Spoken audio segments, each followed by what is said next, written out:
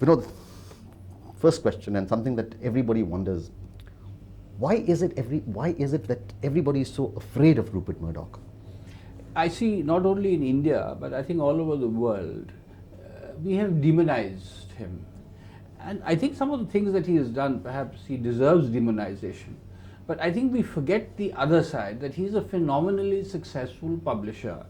And he has become a successful publisher not by sitting back. He's an activist publisher. So to some extent, he interferes or takes a direct interest in the working, whether it's a TV network or a newspaper.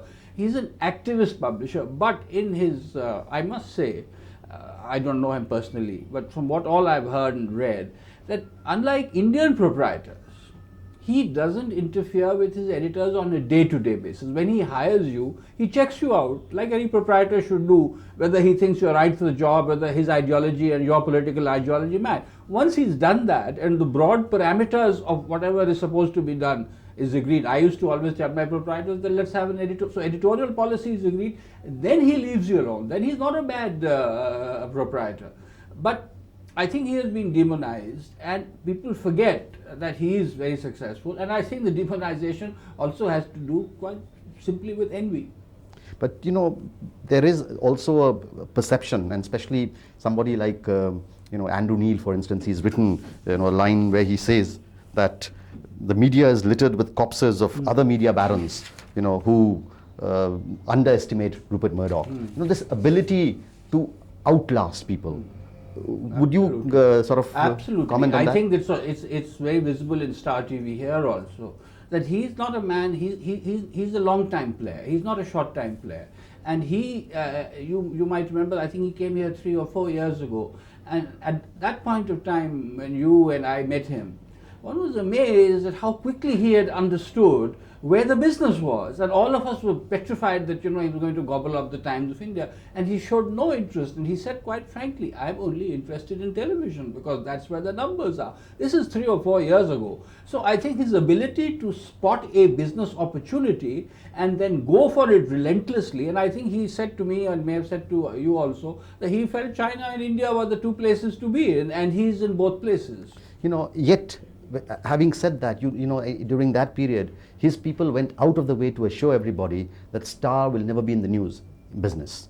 In fact, if you read an article written during that period in the Sunday magazine, categorically his chief executive from Hong Kong says that we do not want to be in the news business. Yet, 2 years later, he's there very much in the news business. Why do you think he went into this business of news? Well, why do you think ZTV is in the business of news? Most networks realize that there's no clout in soap operas, there's no clout in doing antakshris. I mean, you may do them, but you may have noticed during the elections that every channel wanted a news program, and they wanted current affairs program. And the reason is that all over the world it's true. You get your lolly from your entertainment programs, you get your prestige and your clout from your news programs. And there's that book by Walter Cronkite, which he says there's this traditional fight between the executives of the news programs who have the clout but who lose money, and the executives who do the soap operas, who have no clout, but who say, my God, we make the money, we run the company. Do you think, having said that, having acquired that clout, obviously that clout is acquired for an agenda, do you think he has an agenda in India? See, I have absolutely no doubt that in many ways, his agenda is to make money. Whether he has a political agenda, I think he has broad idea. He was a Thatcherite, he agrees. So he is a right-winger. But I don't think that he wants, this idea that he wants to change governments in Delhi, or that he is going to, there's going to be some kind of campaign against Kashmir. This is all because Mr. Murdoch wants to make money. And of course, if by changing a prime minister he can make money, that I can understand. But by and large, he has no political interest. In my little conversations that I had with him, one of the things I found, he had very little political interest in this country, but he had a great deal of business interest in this country. But in this country, where everything is so regulated, where there is so much government intervention in policies, where broadcast policies determine whether you can make money or not, don't you think, therefore, this interface of business and... Why do you think he's paid vast sums of money for Mr. Basu? He's very clever. He didn't want, when I thought you would appoint someone there. I thought he would go for a great creative mind, a guy who knows. No, he went for a manager and he went for a fixer. And he went for a fixer who could fix within the government, who had the inside knowledge, who had the experience, and who had friends in the government. He knew very well at that time that there was no way that he was going to survive and prosper in India without having a chief executive who could fix things with him with the government. I'm sure I concede that. And of course that the second, allegation against them is that they co-opted opinion makers. I mean, this is something that, which is an allegation which I made in my articles, for instance, that this is a style which is done abroad too. It's not just done here.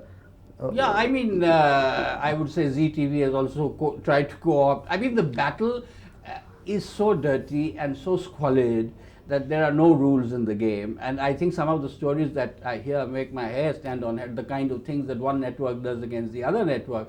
So I think there are no rules in this game. And because the turf is so prosperous and the guy who gets in first makes the money, the competition for being first in this matter is very, very great. And I'm 100% sure that lots of very nasty things are being done. I'm quite sure about that. Yet let's look at this way, that 1955, there's a cabinet resolution that says foreign ownership of print media is not allowed. Star News is 100% owned electronic newspaper in a way. It is launched from the house of the Prime Minister. Now, how do you... well, that Prime Minister was a sucker for any kind of evil. If you took him to Mars and told him to go to Mars and say that, listen, we want to interview you. So I don't think... I really don't know about this, what role Mr. Gujral played and how he sanctified it. But I have a very, very simple point that I welcome people like Mr. Murdoch's entry in India. Although I don't approve of Mr. Murdoch's ways, I welcome Mr. Murdoch's entry for two reasons I'll explain to you. The print media in India is showing a lamentable and precipitous decline. And that decline, instead of being abated, continues to prosper. It increases by the day. And you only have to look at our daily press. After all, let's face it, the core of the print media is the daily press. I say this although I'm a magazine editor, that I work on the peripheries, the daily papers. And if you look at particularly the English daily papers and the regional papers, there has been a great decline. And and trivialization, both, in the daily press in India. It's happened for one reason, principally, is that journalists and editors no longer run publications in this country. Managers run publications at the behest of proprietors. And this process, unfortunately, continues, and other proprietors watch this and say, yes, this is the way to go, simply because the 2 or 3 people who led the way in this are now doing extremely well. I say, if Mr. Murdoch comes to India, he will wake these people up. There will be genuine competition. The reason why there is so much buoyancy in the magazine press is simply because there is much greater competition there. Unfortunately, in the daily press, there is no competition. People have been around for 150 years. They just continue in their same old ways. And if Mr. Murdoch came to India, 2 things would happen, I think.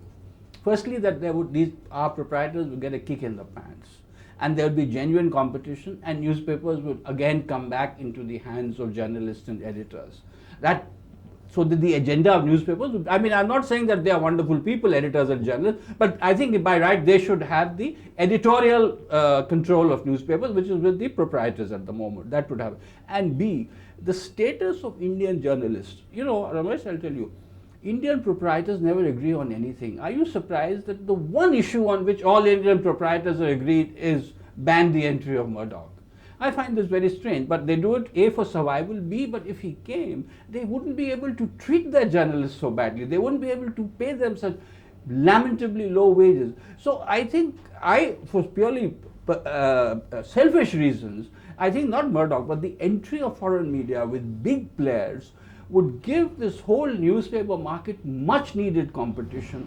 And because these proprietors will only listen when there is competition, otherwise the trivialization will continue. Right. They will feel that this trivialization is the path, this whole philosophy of publications as products and all that, and this will continue. And in fact, it not only continues, everybody believes that this is the way to go. Screw the journalists. So are you trying to say that Murdoch is bringing more professionalism to television? Well, I think I'm not sure about, I'm not talking about television. Let me just finish with print. What he's doing, what he would do in the print media is that he would set up a newspaper house, the competition would know that here's a big player, he's in for a long time, he has deep pockets, he will attract the best talent, he will pay them good salaries, he will give them so much better working conditions in which to operate. And as I say, that if you're an editor, if I get sacked by an Indian proprietor and I get sacked by Mr. Murdoch, the severance pay is so much better. So I'd much rather get sacked. I mean, there's no reason to believe that Mr. Murdoch would treat you any worse than they, I mean, in fact, it can't be any worse than what they're treated right now. Yet, when you look at Murdoch's own track record, in the kind of magazines that he's flourished in, the lurid down market stuff that he's promoted, whether it was in England or in New York, I mean, would you think would you welcome that sort of a thing for the bottom line? He's got a mixed bag. I wouldn't say the London Times is down market. I wouldn't say he runs the most successful Sunday paper. He runs the London Times, which I think he has down market. But in the British press, all papers are down marketing. There is now no up market and no down. In fact, the most prosperous paper in Britain today is a paper called the Daily Mail, and there is a new market. It's called the middle market. So that's where they all want to go. They want to but let's look at the kind of tabloids that he has. I'm talking specifically of the tabloids, the Sun, the News of the World, the New York Post, which really have headlines like. I don't defend Murdoch like that. All I'm saying is if players like him came, and Murdoch and people like him are very smart, they know the Sun and all wouldn't work here. If they were to start a newspaper here, I think it would be very good for the industry, the print media industry, because I'm telling you, 10 years from now, Ramesh, there will be strip cartoons on the front page of daily papers in this country. Things are going at such a rate. The trivialization is galloping. And unfortunately, Mr. Sawant can say anything, the minister can say anything, please treat editors. Proprietors only listen to one language, and that is when their publications suffer financial losses or when they see real competition. Proprietors in India don't see, and they have little niches. Okay, I'm in the north, you're in the south, you're in the east. Everybody's got little empires, and there is no reason for them to do anything. But coming back to the focus of this program, you have all these. You said Mr. Gujral, it was there in the Star News launch. It was not only Mr. Gujral. There were politicians from across the spectrum of the thing, even those who probably didn't agree with Murdoch's ideological thing. What is the reason, do you think? Well, I think Indian politicians love publicity, but I mean, coming back to television, I would say that we have now seen Star News or Star TV's news and current affairs programs, and if anything, they are even tamer than the programs of Doordarshan. So the first thing that Mr. Murdoch does when he comes here in the news business is doesn't shake up the business. There's no great investigative journalism on television. All he does is that their programs seem to have spit and polish, and their better production values are higher because they've got more money. But there is no evidence to suggest till today that Mr. Murdoch has at least till 4 or 5 years till Star News and News Affairs and News and Current Affairs program that he's been. In fact, the first people, I think there's a competition between Z and Star to see who will lie down more in front of the government. So in fact, if Prasar Bharati ever came into being, you might find Prasar Bharati being much bolder, much more imaginative, taking a much tougher line than these people. Because you see, for them, their business interests are supreme, and they will not do anything to harm their business interests. There are two things about Murdoch, which, from a broad thing. One is the turnaround that he did with the B Sky B. That kind of gave him that, the image of a gusty fighter, And the second is his, sort of mythic ability to outlast competitors. Could you comment a little on that aspect of that man? Well, I think because he's got when he comes into India, he realizes that this is not something I come in on Monday and take my profits on Friday. But before he comes in, I'm sure he does a lot of homework. He gets, in fact, when I came here, I was amazed at the knowledge he had about Indian languages, about number of TV sets, etc., advertising revenues. He came extremely well briefed, and he said that he wanted to be a long-time player in the world's largest democracy, which was going to be probably in the next 5 or 10 years the second largest market in the world. He's seen all that. He's a long-time player. You see, after all these guys, the West is saturated. They have to move out. They have to find new territories. China is one territory. Now, when it comes to China, absolutely, you're right. Mr. Murdoch will do anything to appease the Chinese government. So there is no, Chinese government has no reason to say, no, Mr. Murdoch has a private agenda. So I also believe that when he comes here, he will not have a private agenda, but he will definitely, he's one of those guys, he's a big fish and he wants to gobble small fish. So I say that it's absolutely right that we set some norms, etc. Let's sit down, but let's not demonize him. Let's not say that he shouldn't come. Let us say these are the conditions. These are the conditions which you must come. What is the equity here, cross-holding, and he will adhere to those norms.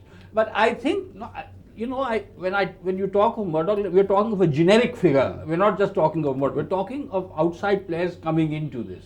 And I would say that it would be a very good thing if more outside players came and they were bound by certain imaginative and flexible rules about operations in this country. I think it would not do I'm telling you, I don't want to sound very pompous in these matters, but it would not do Indian democracy bad. I think the whole Indian media scene needs not only infusion of money, but real competition. You see, Ramesh, you know this, that you not only have to produce a program, you also have to sell it. Indian papers and Indian publications don't have perhaps good editorial skill, but by and large, marketing skills are non-existent in this country. He would bring those marketing skills with him, and I'm sure those marketing skills would include 10 paisa here, invitation price, and this and that. But I think we have to learn, because all over the world, there is no country where those papers are sold like that. The media is sold like that. Coming to Rupert Murdoch's psychology, they say that the man, he's so used to picking up his telephone and talking to the Prime Minister or the President, walking in and out, that when he would come to India, ultimately that's what he would be looking for, the absolute power. And that absolute power is always dangerous in the hands of a media baron who has no commitment to that country. I mean, that is the kind of fear which is being used as a flip side of an argument. Today, as we speak, there are half a dozen journalists in Delhi who have the right color, who can also pick up the phone and talk to the Prime Minister, who boast that they are making appointments here and there. So talking to the Prime Minister is no great thing. These days, every riffraff journalist claims that he can pick up the phone and talk to the Prime Minister. He can and change policies. And change policy and get appointments made. And actually the tragedy is that the Prime Minister in this case is so powerless that he can't even make those appointments for them. So I mean, I don't think it's a great thing to be able to talk to the Prime Minister. You were talking passionately about the print media. Let's get back to that. Do you think that one of the reasons why the print media in India is in such a bad shape is because by the 80s there has been a death of what is called, quote unquote, the institution of the editor? No, I mean, how can I talk about that? I'm a living example of that, of that phenomenon. But I think that at the end of the day, an editor cannot be saved by an institution.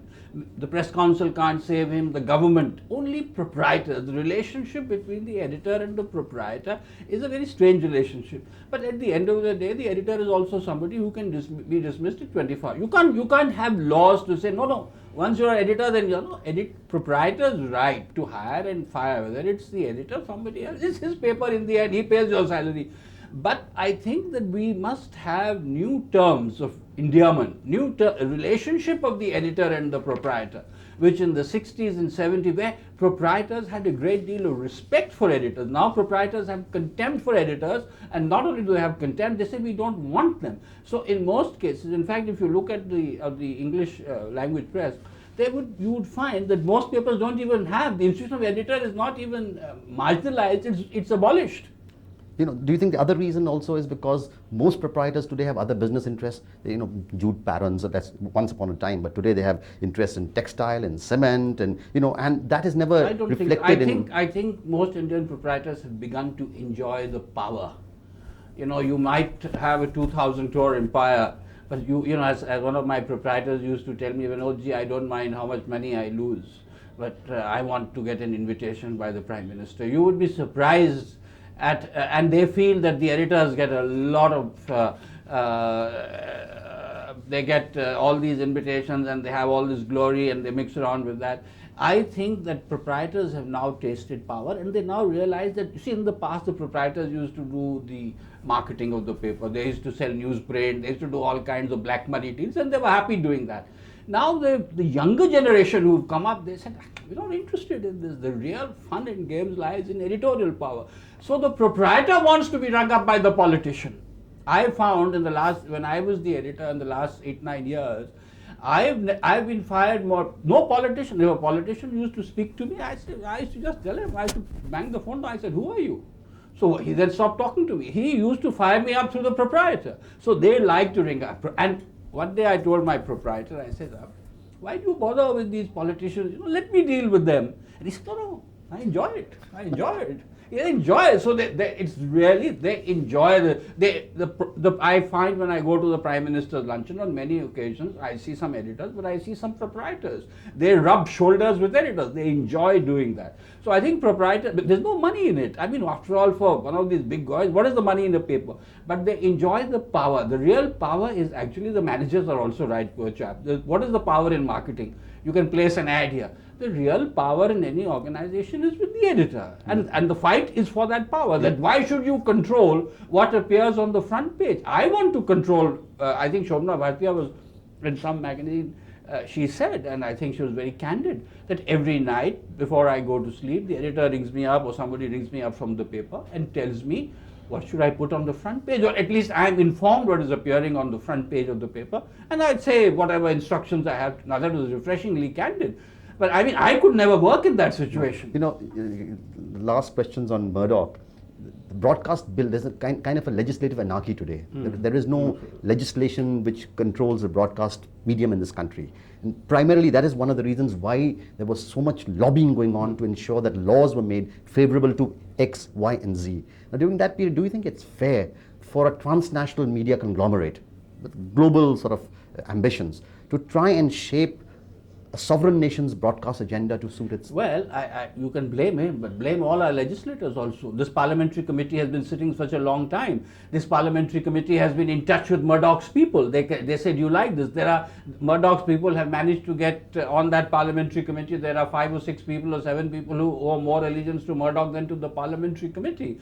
And why the hell is it so difficult to frame a broadcast bill? They're just sitting on it.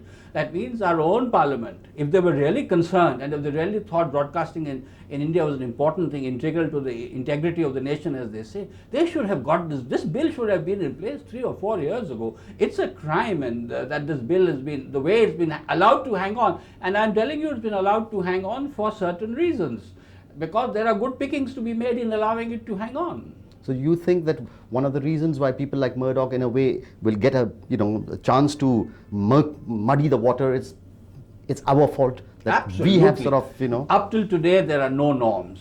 We have not devised any norms. Even this uplinking and downlinking tamasha goes on. As everybody tells me that what's the thing about uplinking? The whole thing is downlinking. So we give them downlinking and we stop uplinking. We are so stupid where we can make some money. In uplinking we can make some money. In downlinking, on which we have no control, we allow that. So I think that it is absolutely terrible that our own legislators, and despite the fact that everybody is saying that this is very important, please get down to it, and I can assure you that in the next 2-3 years even this government, the way things are going, it will last for a year, there will be no broadcast bill. Finally, one last question. Do you think that this great hype about Murdoch that is getting into the news is because of this battle between Z and Star? That it's a proxy battle that we are watching? Oh, absolutely. I mean, the stories that I hear, and actually we in the print media are caught in the crossfire of this, because they plant news in the press. Z people plant news in the press, Star TV people plant, and that's why what you say is that they want editors on programs. I mean, you may be the world's most third-rate TV presenter, but if you're an editor, you can go into one of these things and they'll give you a TV program. And it's very funny that how most editors are presenting TV programs, because each side wants to control, because where are they going to plant news? Where are they going to say that this chap owes whatever it is, $3 million in foreign exchange, and the other people are saying, no, day after tomorrow I'm going to get so many people arrested. So it's a very, very dirty game, and it's dirty because the anarchy is there, Ramesh, because we have failed in our job. I mean, when I say we, I think our government has failed. Because that broadcasting bill or those laws which have been in place 3 or 4 years, which would have given them which would have made the whole thing clearer. But that is the genius of this country. Finally, there is no way to stop somebody like Rupert Murdoch in this era of globalization coming into this country. And yet you have to protect your own interests. Yet there is a way of, you cannot have protectionist measures, but there must be enough measures to ensure. What I agree with you. I think it is not beyond. I think that if 6 people sat for 12 hours around the table. And I guarantee you that if that job was given to me, I could. If 6 of us sat around, we would come up with a blueprint and say, look, this is it. This will protect our national interests. It will make sure that nobody can come and play merry with our democracy, and at the same time that we will allow people in. It is not inconceivable that 8 or 9 people who have the right idea, and also where if there's a political will, that we can't come up with a 12-page document and say, look, these are 20 rules that we have devised, please abide by these rules. These rules give you enough flexibility to come in, at the same time it protects what we see are our vital interests.